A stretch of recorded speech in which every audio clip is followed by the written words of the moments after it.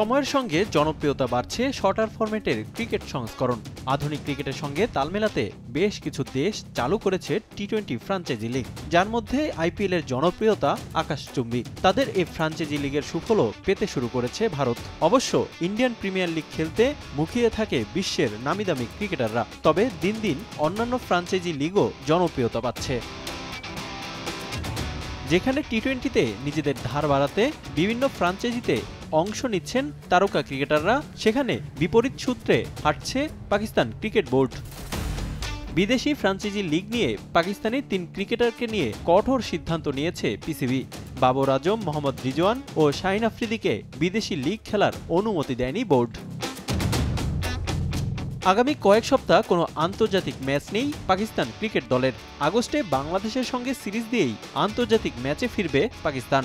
এর মধ্যেই শুরু হয়েছে শ্রীলঙ্কা, যুক্তরাষ্ট্র ও কানাডায় টি-20 টুর্নামেন্ট। তাই এসব টুর্নামেন্ট খেলতেই দেশ ছাড়ছেন বাংলাদেশ, পাকিস্তান সহ অন্যান্য দেশের ক্রিকেটাররা। তবে বাবর, রিজওয়ান ও শাহিনের কানাডা লিগ খেলার কথা থাকলেও তাতে বাগড়া হয়ে দাঁড়িয়েছে পিসিবি। কেন এই 3 ক্রিকেটারকে এনওসি দেওয়া হয়নি তা নিয়ে কোনো সুনির্দিষ্ট বিবৃতি দেয়নি বোর্ড। তবে ধারণা করা হচ্ছে টি-20 বিশ্বকাপে ভরাডুবির কারণেই এই 3 ক্রিকেটারকে নিয়ে কঠোর হয়েছে দেশটির ক্রিকেট বোর্ড। যদিও এর আগে 12 ক্রিকেটারকে বিদেশি লিগ খেলার ছাড়পত্র দিয়েছে পিসিবি। অর্ধেক পাউডারে দ্বিগুণ উজ্জ্বলতা। নতুন রিন অ্যাডভান্সড অর্ধেক পাউডারে দ্বিগুণ উজ্জ্বলতা। সবশেষ 2009 সালে আইসিসির কোনো শিরোপার দেখা পেয়েছিল পাকিস্তান। এরপর এক যুগের বেশি সময় শিরোপা খরায় কাটে মেন ইন গ্রিনদের।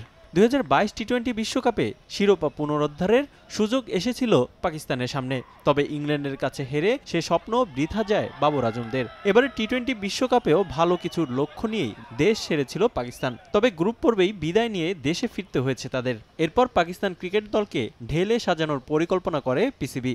ইতিমধ্যে পরিবর্তন আনা হয়েছে দলের ক্যাপ্টেন্সিতেও। রিফাতুল ইসলাম মিরন, সময় সংবাদ।